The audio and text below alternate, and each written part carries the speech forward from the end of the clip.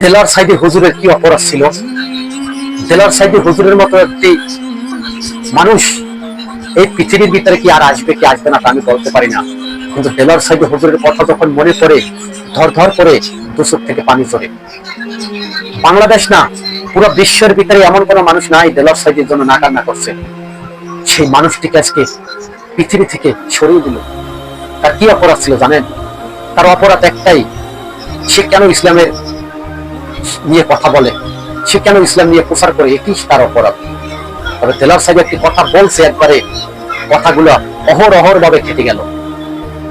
যে কালো ম্যাগ বেয়ে আসতে আছে, যে এমন লাড়া দেবে গাছে ঘোড়া ধরে মামু বাড়ি দিল্লি গিয়ে পড়বা, তারপরেও কি বলবেন সে ইসলামের বিরুদ্ধে ষড়যন্ত্র করছে? দেলার সাহেব হুজুরকে ফাঁসির আদেশ দিয়েছিল শেখ হাসিনা, ফাঁসি দিতে পারে না। তা কি জন্য দিতে পারে না? একমাত্র গায়েবের মালিক আল্লাহ তাআলা রব্বুল আলামিন জানে। হইতে পারে তার কাছে আল্লাহ তাআলার কোনো চূড়ান্ত শক্তি ছিল।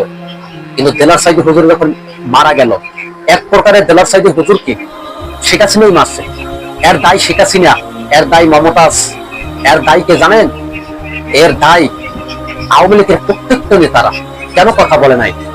যখন দেলার সাইদি হুজুরকে জেলখানায় বন্দী করছিল, যখন রাজাকার রাজাকার করে স্লোগান দিয়েছিল, তখন কেন এই আওয়ামী লীগের নেতারা এ সমস্ত নেতাদের বিরুদ্ধে দাঁড়ায় নাই? কেন দেলার সাইদির মতো মানুষকে হত্যা করে দিল? দেলার সাইদি হুজুরের যখন দেখতে গেল তার সন্তান, সেও স্টক করলো।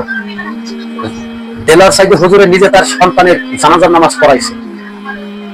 ভাবুন তো, যে একজন কোরআনের হাফেজ, যে 30 পারা কোরআনের হাফেজ, যে মুসলমানের উম্মাহর জন্য সারাটা জীবন কাজ করে গেছে, আজকে সেই দেলার সাইদি হুজুরে নাই, তার স্মৃতিগুলো পড়ে আছে ঠিক। কিন্তু বলবো, বারবার বলবো, মাওলানাদেরকে ভালোবাসতে শিখুন। ইসলামের পিছনে ষড়যন্ত্র করিয়েন না, দেখতে পারবেন না ইসলাম আমাদের কি শিক্ষা দিচ্ছে। ইতিহাসের পাতায় যত ইসলাম বিরোধী, ইসলামের পিছনে ষড়যন্ত্র করছে, কেউ পৃথিবীর ভিতরে থাকতে পারে না, একের পর এক ধ্বংস হয়ে গেছে।